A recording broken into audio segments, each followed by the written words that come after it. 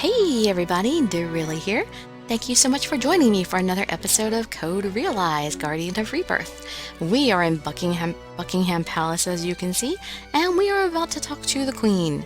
So without further ado, let's just hop right into it. You can just sit back, relax, and let me read you a story. The Queen sits with an air of composure upon the throne at the far end of the room. Your Majesty, I brought them here as you commanded. Thank you, Leonhardt. Excellent work as usual. Thank you, ma'am. It is an honor to receive your praise. The Queen smiles at Leonhardt as the man bows. Then she looks over at us. Thank you for coming, young lady. And Dr. Frankenstein, it has been a while. Huh? Not even a greeting? You really do hate me. This is an emergency. We must set aside our grievances and cooperate. Victoria smiles, but Victor stubbornly refuses to look at her. Just get to the point. Why did you bring us here? You must be the knight, Sir Abraham Van Helsing. I am honored to meet the living legend once again. It was most surprising to learn that you involved yourself with this group. Now, as to why I summoned you here, I'm sure you've already figured it out, haven't you, young lady? Because Nemo demanded that you hand me over. Correct. As he looked down upon London from that ridiculous toy of his. We saw your escape from that giant battleship that suddenly appeared in the sky. That's rather observant of you. In this day and age, one must be observant if one wishes to rule a nation. And we have already looked into the culprit Nemo as well. A former scientist of the Royal Society, he was expelled as a result of his dangerous and unethical experiments. Our records say that he vanished shortly after his expulsion. But here he is, picking a fight with all of Britain from that gewgaw of his. If you know that much, then you already know a lot about him. So what do you want from us? I know about him, but I need to know what you know. If you tell me everything, I won't let any harm come to you. We all look at each other and nod. Impy steps forward as our representative. I suppose I'll do the talking, since I know the most. Impy proceeds to give her a thorough explanation of everything that has happened to us. Of course, he doesn't go into my horologium or his gravity alleviator. So basically, Nemo is trying to take over the world, and he needs her to do that. That's the situation. I see. Young lady, Nemo said something about a girl with a horologium, but you don't know anything about that. No. I nod timidly. Victoria looks at me as if she can see right through me, but eventually turns away and sighs. I see. Fine. Let's all give that some consideration at a later time. For now, our priority is to stop Nemo. I'm also curious about his connection to the Twilight forces you say were on his ship. I'll have that looked into. Really? Of all places, he chooses this nation under my rule to be his first stepping stone to taking over the world.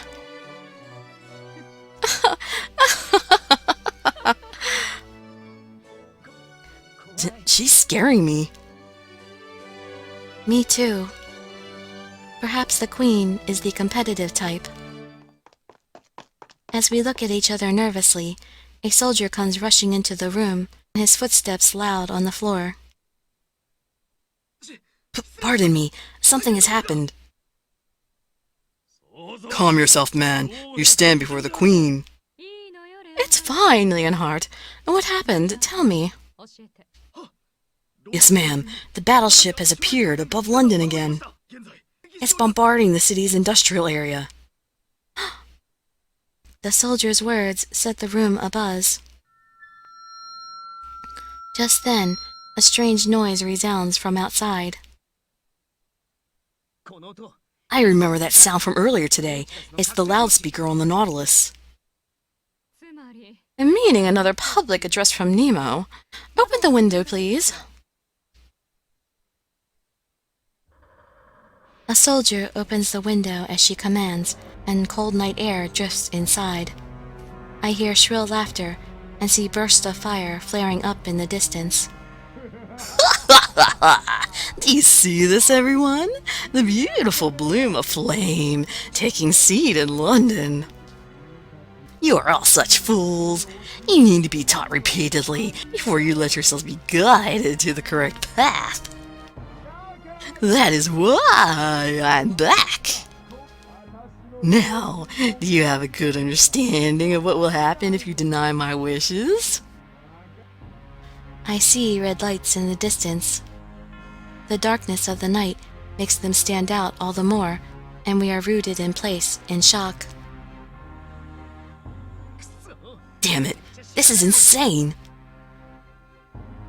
How could he? Oh no, it's all my fault. Calm down, Cardia. He's trying to shake you up so you'll turn yourself in. He's correct. There is no need to go. Victoria rises from her throne and slowly steps forward. Leonhardt, inform the British Airborne Knights to prepare for combat deployment immediately. I, Queen Victoria, approve it. Shoot down that battleship and hold nothing back. Yes, ma'am. Victoria continues to give orders to the other soldiers in the room. The skies above London will become a battlefield. Announce an evacuation order for the entire city. Yes, Your Highness. Ha! Nemo, are you ready to dance? Now, everyone, let us show him the might of the British Empire. By your command. The soldiers all respond in unison to Victoria's orders.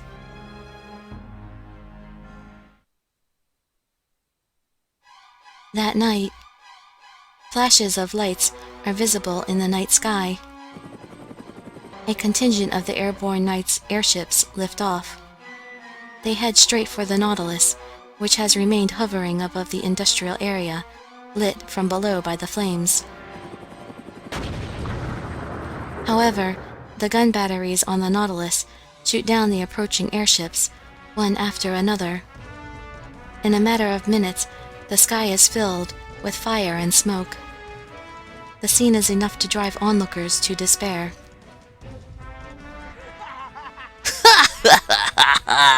I'll slap all of you pesky insects down. Nemo stands in the Nautilus's pilot house, watching the fight below and laughing hysterically. The Royal Society had expelled him. What a joy it is now to shoot down the airships devised by those same feeble minds. So how does it feel? This is the power of science, under the master, the very one you drove out. Nemo laughs. If only Master Isaac was here. Isaac Beckford is the one person who Nemo truly respects. However, even Isaac eventually abandoned him. When the Royal Society expelled him, Isaac had cast him aside as well. Why? What had he done? Before Nemo could confront Isaac with these questions, the man had gone missing. Ever since then, Nemo has been thinking. Master Isaac, you're watching me from somewhere, aren't you? Isaac must be waiting for him. What do you think of this? Of my intelligence and my brilliance? Nemo needs to show that he is a scientist worthy of assisting the great Isaac. Surely that is what Isaac is waiting for. Because Isaac sees potential in Nemo. Because Isaac is concerned for him. Look, look! See the sky, filled with the light of destruction. Please, give me a sign, Master Isaac! Nemo raises his arms and shouts, striking a figure that is both ridiculous while at the same time sad. Intense combat unfolds in the air beyond the windows of the navigational bridge. But even this battle in the sky will soon come to an end. Britain will fall to the might and the mind of one mad scientist.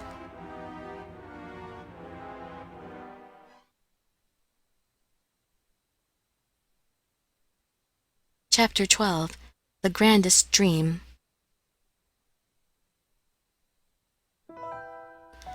It's been 2 days since the battle in the skies above London, when the British airborne knights suffered a brutal defeat. Victoria apologized to her entire nation, stating that she had underestimated the power of the Nautilus. She also published a statement in every newspaper, saying that she would bring down the Nautilus no matter what it cost. Furthermore, she announced an evacuation advisory to the citizens of London in order to minimize damage from any later battles. As for Twilight, with their possible connection to Nautilus, just as investigations began, its members all reportedly disappeared without a trace. The organization, comprised of elite agents, was able to eliminate all records of themselves to make themselves untrackable. Victoria is extremely angry at the fact, but it seems she has decided to prioritize the upcoming battle with the Nautilus. However, after the initial battle, the Nautilus disappeared completely. Victoria is currently using her troops to pinpoint its location. We are given a task as well. As the people who are most knowledgeable about Nemo, we are staying in the palace. We have been assisting in devising an operation to bring the Nautilus down. Tomorrow, I will present myself on the stage of battle as a decoy. Victor and Saint Germain have agreed to be my guards. Lupin, Van Helsing, and Impy will need to sneak aboard the Nautilus somehow and destroy it from within. Oh, that looks beautiful. They have some really beautiful backgrounds in this game. As everyone busies themselves in planning and preparing for the mission, I notice that I haven't seen Impy around. I try not to think about it too much at first, but I keep catching myself looking for Impy. I keep searching for him, and at one point I find myself outside the palace.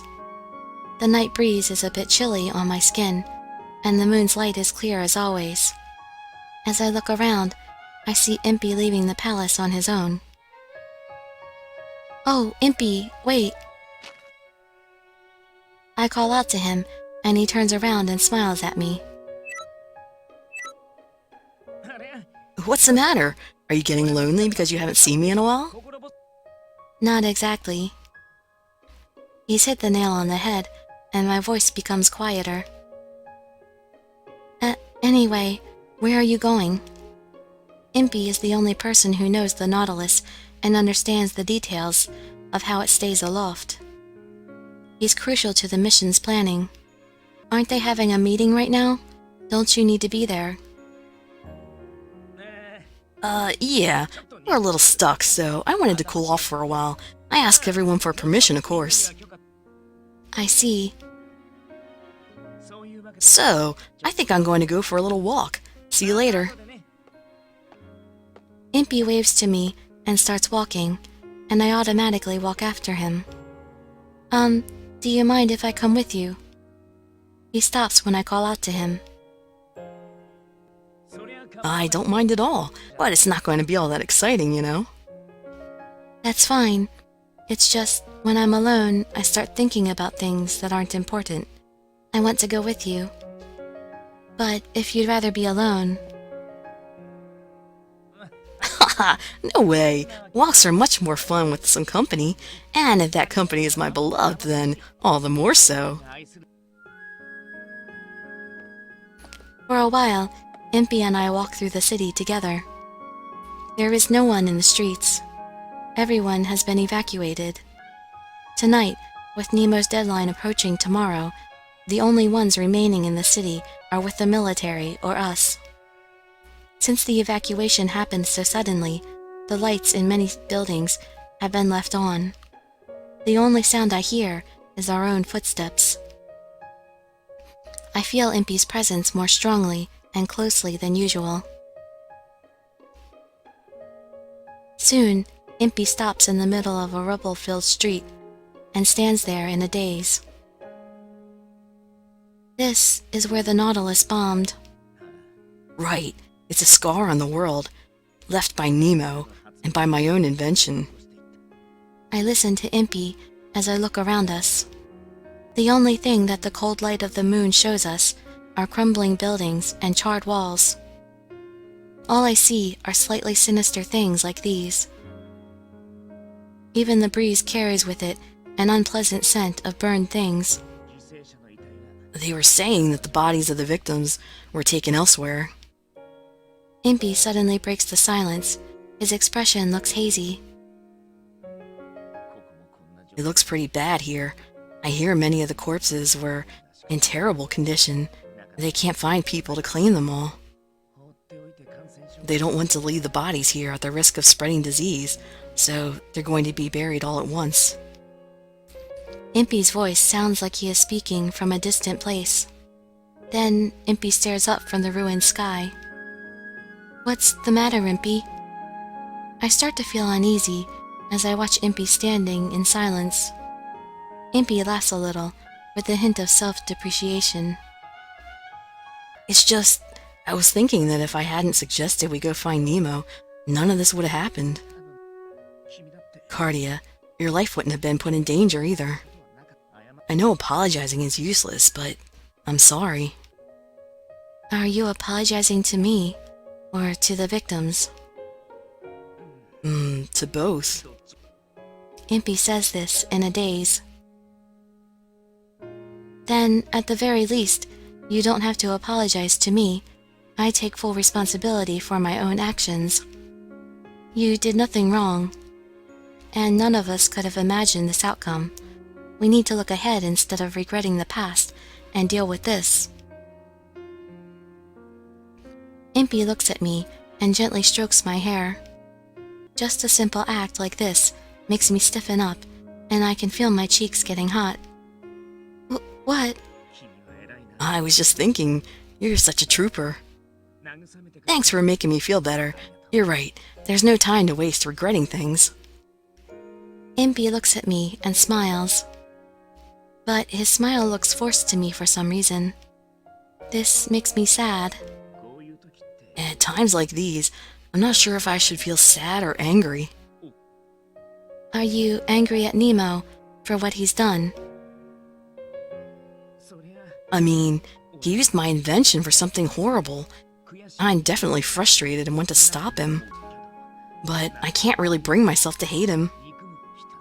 I just keep thinking, I shouldn't have done this or that. Impy's smile is troubled. Nemo used your invention to kill a number of people. You have every right to be mad. No, you should be mad. Impy tells me that he thinks the same thing, then scratches his cheek. Oh yeah, on a different topic, Deli actually already knows that I'm a vampire. Really? The sudden change in subject and this unexpected revelation caught me off guard. Impy nods. It was right around the time he started living with us at the mansion. Deli was the one who came to me. He saw my physical capabilities and asked me point blank if I was a vampire. The slight breeze blows through Impy's hair. Beneath the moonlight, Impy looks like he might fade away. I wonder why. He asked me to join him in secret to get vengeance for our people. Vengeance. He's talking about the Vampire War 2 years ago. The British Army almost completely wiped out the vampires. Van Helsing was part of the campaign, and I heard that he killed Deli's parents. He said, didn't they kill your family and those you care for too?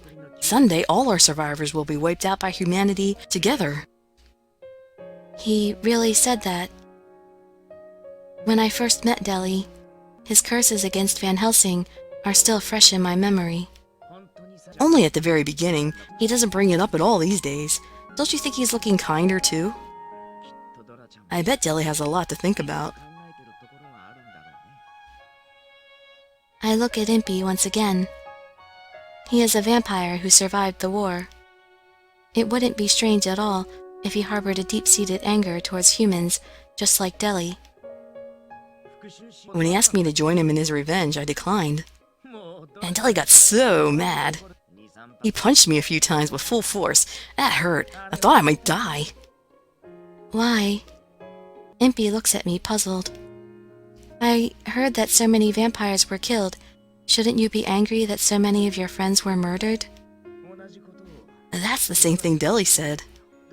I told him there's something I really want to do, and I still feel the same way. What did you want to do? Don't you remember? Go to the moon. He wants to go to the moon. Deli asked me that too, so I told him and he punched me again. Then he said to stop kidding around. So, what is it you want? Huh? Oh, you know. That thing I talk about pretty much on a daily basis. Impy points up at the night sky. I want to go to the moon. It seems like such a bizarre reason to decline an invitation to take revenge. But I can sort of understand why Deli would get mad. She understands Deli more than she understands Impy. I had no intention of negating what Deli was trying to accomplish, but I guess nothing really mattered to me except reaching the moon. You want to go there that much? Impy smiles and nods. His eyes, looking straight ahead, don't look like he's joking at all. Why do you feel so strongly about it? His eyes draw me in so strongly that I can't help but ask about it. Why are you going to such great lengths to take back your gravity alleviator? Why are you here at all? I want to know so much more about you. Haha, I see. If my beloved must know, there's no way I can keep it from her. But in exchange, you'll have to do one thing I ask you. What do you say, deal? All right, if you tell me about your past, I'll do whatever you say. Oh? You're so easy to convince. Is that bad? It's not good at all, Cardia. You need to be more cautious. Men are wolves, after all. You're not a wolf. You're a vampire. What if I'm a werewolf? I can't keep myself from giggling at Impy's joke. It's not that I'm not cautious. I just let my guard down because it's you. I know you'd never do anything to hurt me. Impy stares at me, and I stare back. Our gazes are entwined. Then Impy smiles. The smile is much more mature than what I'm used to seeing on him. It's probably just going to bore you. I'm sure I'll find anything you want to tell me about interesting. Impy smiles grimly. Well, if that's the case, I guess I'll tell you about my past. Impy sits down on a large pile of rubble and begins talking. He speaks of his past matter-of-factly, in a sort of gentle yet slightly melancholic tone. It is a very long and very sad story. It goes way back to when I was a kid. My parents died when I was little. And I guess my parents didn't really have a good relationship with the people around us. I was treated pretty much like a nuisance. I was passed around to a number of different relatives, but none of them ended up taking me in. In the end, I built myself a shack outside of the village and managed to get by on my own. I don't blame them. I was always a pretty gloomy kid. You'd probably be super put off if you saw how I used to be. Impy's story continues. I mean, the people of the village did have some sympathy for me. They did leave me the minimum amount of food to survive, and I developed skills to feed myself, so life wasn't too rough. The forest around the village was rich in resources. And once I got the hang of hunting and gathering, I had no trouble finding food. But I was always alone.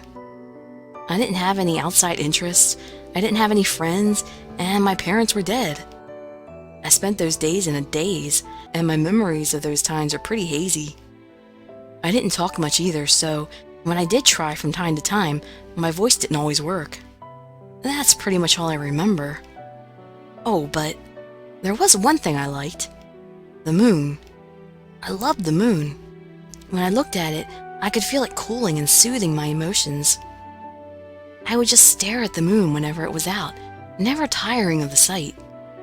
One day, I saw some kids running by my shack. I heard them saying something about going to see a monster that the humans had created. Apparently, that's all anyone was talking about in the village.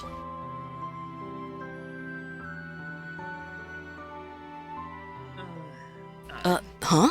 Have I told you this before? Impy's question brings me back to reality, and I nod. You followed the other kids and saw a locomotive. Impy nods. Yeah, that's right. He asked me if I want to hear the same story again, and I say yes. It wasn't that I wanted to hear about the locomotive once more. I wanted to watch him talk about it when he got that sparkle in his eyes. Impy recounts everything in detail. Seeing railroad tracks for the first time, the sound of the steam whistle, the black smoke shooting out, the big black block of steel chugging along powerfully. Impy tells me about his sense of awe. That enormous mass of steel passed right by me without slowing down, and its steam whistle blew away whatever dark, murky thing had been in my heart. And in its place, I felt like there was some kind of weird flame lit within me. It changed my world. I'm not exaggerating in the slightest. That's really how it went. Wow, that's all I could say, and I went back to my shack. That's when I decided that I would somehow make that thing I saw with my own hands. But I had no idea how it was put together. To begin with, I carved some stone and put something that looked kind of like the locomotive on top of uneven handmade rails. I would look at it and wonder, how could that thing move on its own? How does it work? Every day I would think about these things while I watched the locomotive from the shadows. Then, I forget when it was, there was one other oddball in the village, an eccentric old man. He was always talking about some crazy thing or another, so no one in the village would bother to listen to him. He was the other nuisance of the village, always mumbling something strange to himself. I was also guilty of thinking he was weird, like, whoa, I'd better not get involved with this guy. And then, one day, the old man, he was staring intently at the model I'd made. And I thought, uh-oh, this isn't good. There's no telling what he'll do.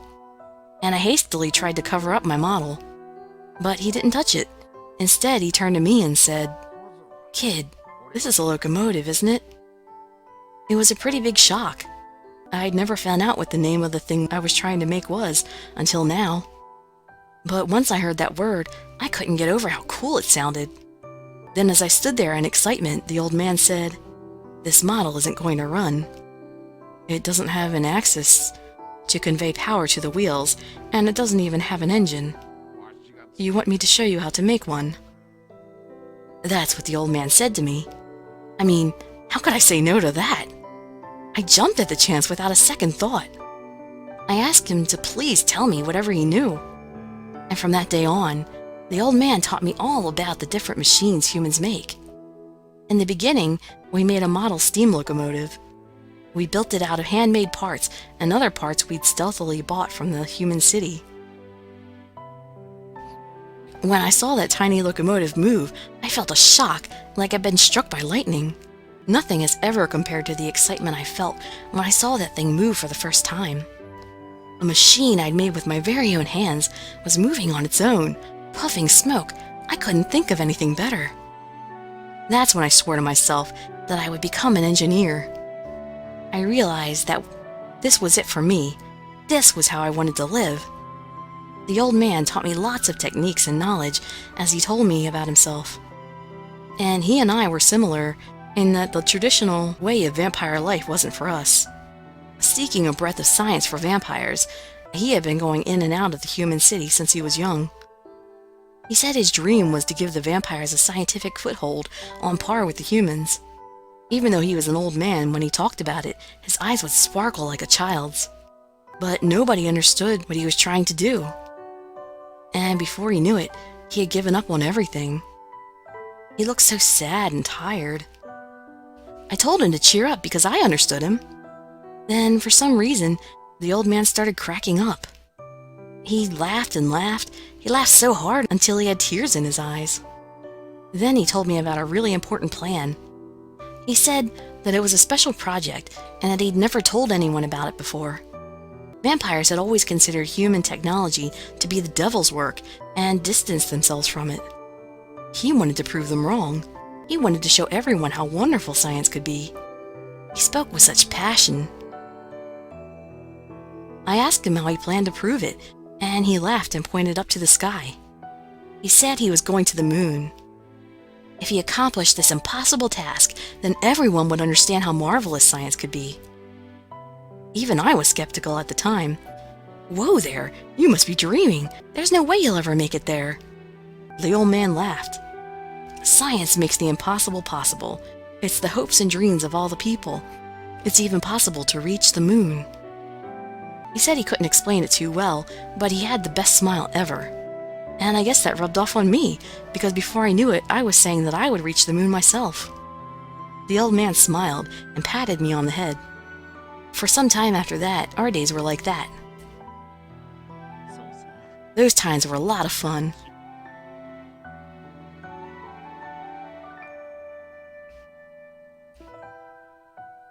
Aw, cute little Impy.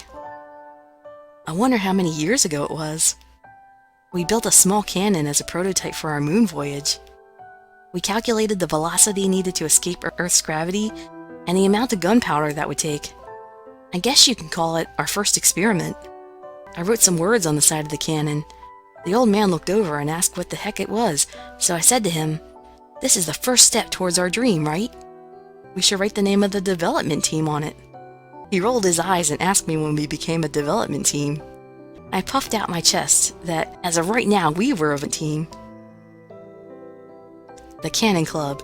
We're going to use a cannon to get to the moon, so what better name is there? The team was made up of the old man and me. He laughed and asked me if I couldn't come up with something more creative than that. He said it was so damn childish. How mean! I stayed up all night to come up with it. Yeah, still, it seemed like the old man started to get attached to the name, the Cannon Club after all. And, of course, the test craft we shot out of the cannon fell without ever reaching the moon. So, after we retrieved it, we debated over what we should do next. That was a lot of fun. Then, the old man told me something out of the blue. He said that his life wasn't too exciting, but I guess it hasn't been too bad since I met you and stuff like that. I got a little embarrassed and said, "Stop talking like your life's coming to an end or something." Maybe he was feeling some sort of premonition about it. Impy sighs slightly and looks at me. "So, that's pretty much why I'm trying to go to the moon." "Wow, that's a wonderful dream."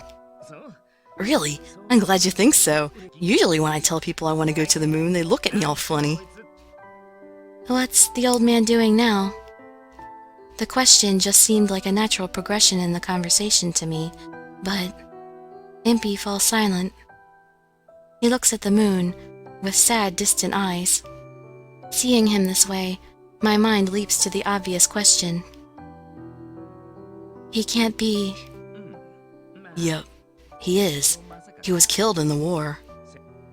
I'm at a loss for words, and I don't know what to say to him. To Impy, the old man was probably closer to him than his own family had been. And he was suddenly taken away. I'm sure Impy was just as heartbroken as Deli, whose parents had been killed, and the shock must have been great. But Impy just keeps wearing that same sad expression. I don't know why the war started, and I don't really care at this point. Even though the vampires had the upper hand in battle at the beginning, the table suddenly turned one day. It was the government's poison gas weapon that did it. It didn't matter who you were. Once that thing got you, you just died. Our village was pretty much completely wiped out, except for a handful of people, and me, since I was far away at the time. That's when the old man died too. Goodbyes come so suddenly. I'm sorry. Oh no, I'm sorry too. I didn't mean to tell you such a depressing story. What should we do? There's a little more to the story. Do you want to hear the rest of it? If you don't mind, I'd like to hear everything. He nods, then continues talking.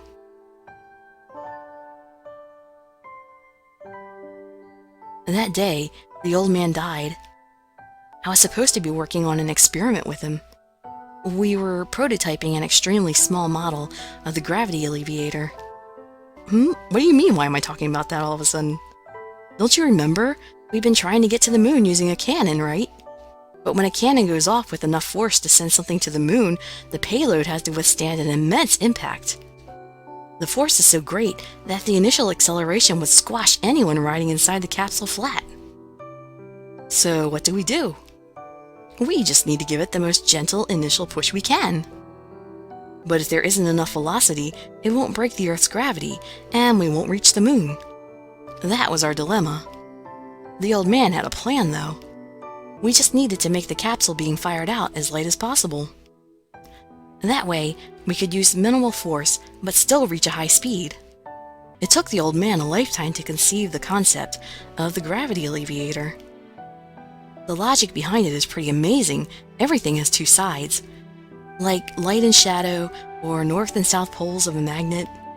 The same goes for the gravitational force that keeps us on the planet. There is an opposing force to gravity, the force that essentially pulls matter together. The old man discovered something he called a repulsive force that pushes matter apart. By generating repulsive force, you can negate gravity and bring an object's weight down to nearly zero. The old man went and made this astounding device that made this force. It was his life's work, a masterpiece. He showed me its interior workings and lectured me about it, but it all went right over my head. All I knew was that this was an amazing achievement in technology. When he told me that he wanted me to join him in an experiment to actually test this device, I got chills. The experiment would only involve lifting a tiny rock, since the device required a huge amount of power. Hey, it might not be coming across that way, but this was probably the biggest scientific breakthrough of the century. I was so excited that I couldn't sleep the night before. We didn't know what was going to happen, so we decided to do it someplace far away from the village. But the old man never showed up. I remember thinking, that old geezer, he's always on my case about being on time, as I headed back to the village. That's when I saw the British airship flying through the air above the trees. I had a bad feeling about it. Maybe they dropped a bomb or something. And when I got to the village, it was worse than I could have imagined. Everyone I found, without exception, was on the ground dead. It must have been excruciating. Their faces had the most hideous expressions. But there was no trace of bombing or any kind of fight. I realized that it must have been poison gas that did this to them. I really should have left the moment I figured that out. But I wasn't thinking straight. Before I knew it, I was running for the old man's house. Oh well. As expected, I found him dead. He'd left some sort of note. He wrote a message for me in a shaky hand.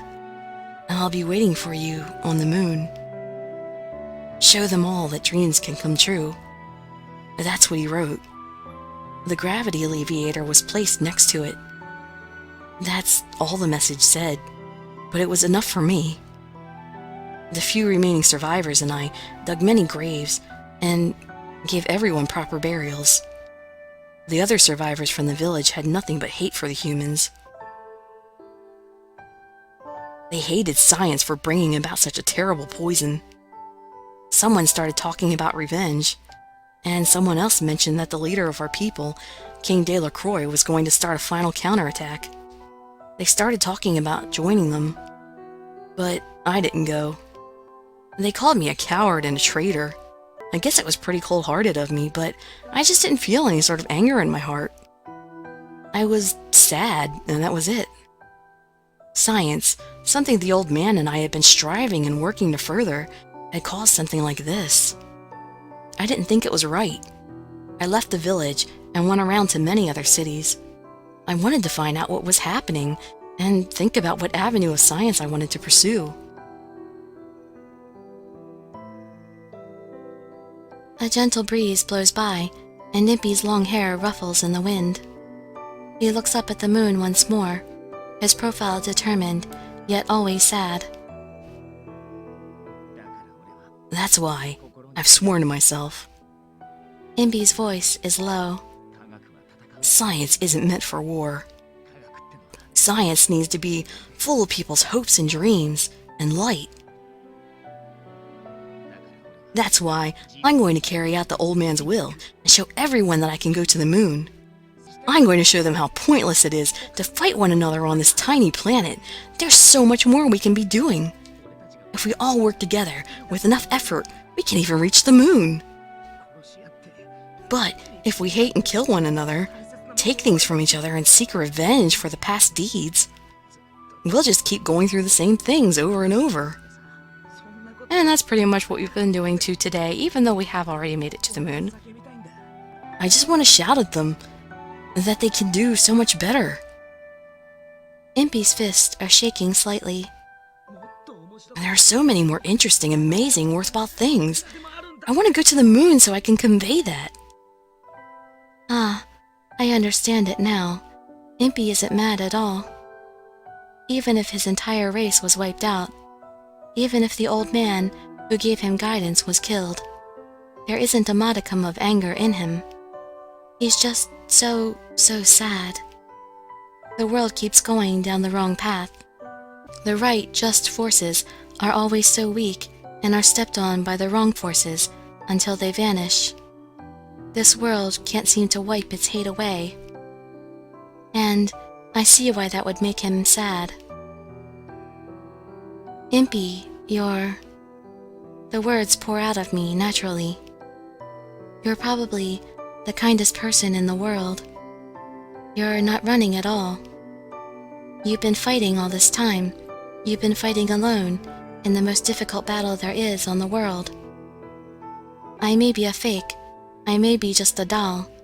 I may not be worthy of you, but I still want to fight with you. I want to live alongside you. Impy seems surprised to hear me say this. Huh? You're bringing that up now? All this I'm not worthy stuff? Besides, you don't get to decide that. I told you so many times already that I love you. But you just seem like the type who would say that to lots of people. And he probably has. You even told Lupin. You even told Lupin you loved him when... You even told Lupin that you loved him when we escaped from the Nautilus. So I figured it was the same for me, that saying I love you was a joke or something. When Impy hears this, his eyes grow wide. Did I say something strange? I become embarrassed and look down.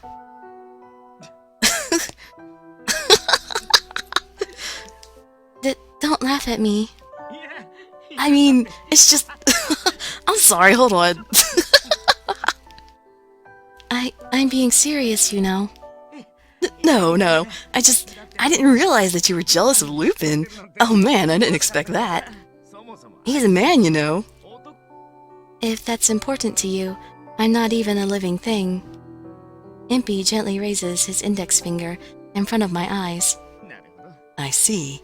I understand now. I get you, Cardia. What are you talking about? The reason why you can't smile from the bottom of your heart. Huh? Impy looks straight at me. I'm going to say something pretty serious now. Make sure you listen really well. I slowly nod in return, sensing the strong determination in his expression. When I found out what you were at that underground lab, I was astounded. I never could have imagined you were a homunculus. And when Nemo was saying that you didn't have a soul, I was surprised as well. I didn't even know that was possible. Impy looks as if he's struggling to find the right words for what he's thinking. What else is he going to say to me? That's all I care about, but I'm scared. I remain frightened as he talks. But I thought it was amazing. Science is what people dream and hope about, and you're a child of science, so to speak. That makes you 100% pure hopes and dreams. I'm made of dreams. That's right. You're a miracle. A breathtaking, beautiful embodiment of dreams.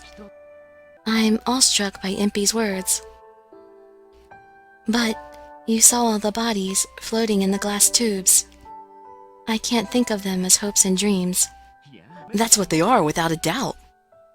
Even though you were born in a place like that, you're so beautiful, and it's a miracle you turned out so good and kind. Science gave me the chance to witness miracles like you, and it lets me keep dreaming, and it tells me the dream is beautiful. But I don't have any emotion. Yes, you do! Impy's energetic shout interrupts my gloomy voice. But Nemo said I'm just pretending to feel things.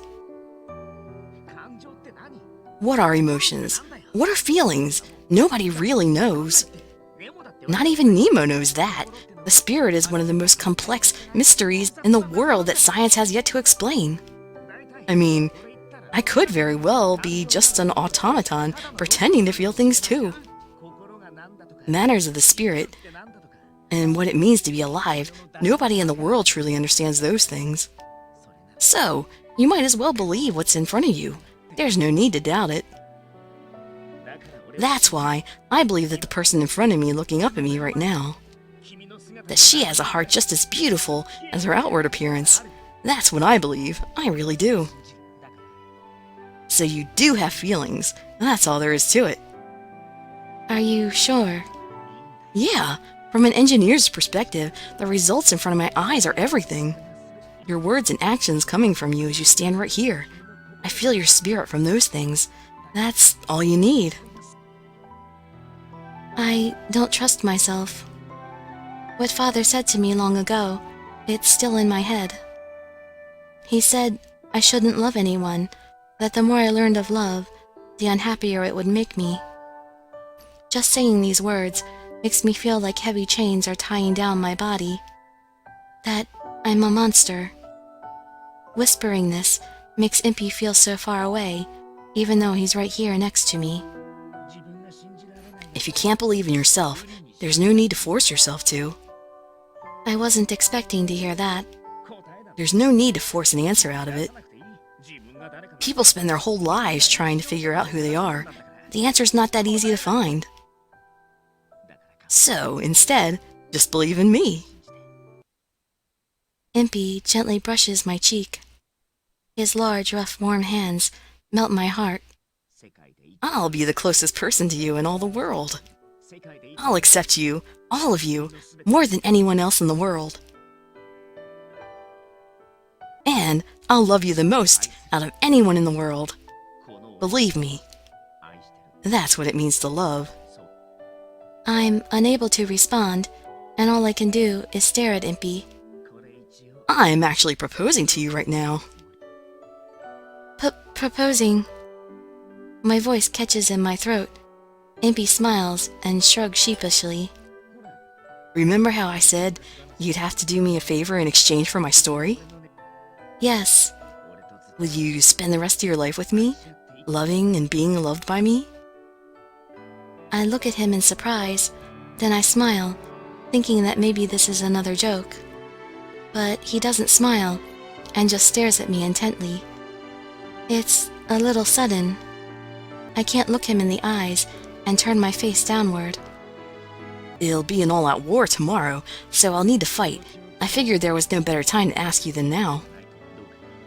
What do you say? Will you accept my proposal? Yes! Yes, I accept. I smile at him. Seriously? Well, I guess I'm not going for the bad ending first. I just kind of jumped on board here.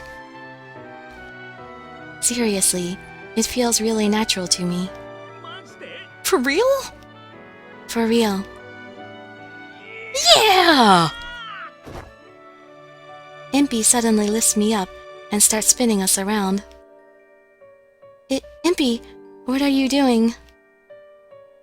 I'm expressing my joy! Alright, let's make it through tomorrow together. Everything's going to work out. No, I'll make it work out. After all, your lover is the world's greatest engineer.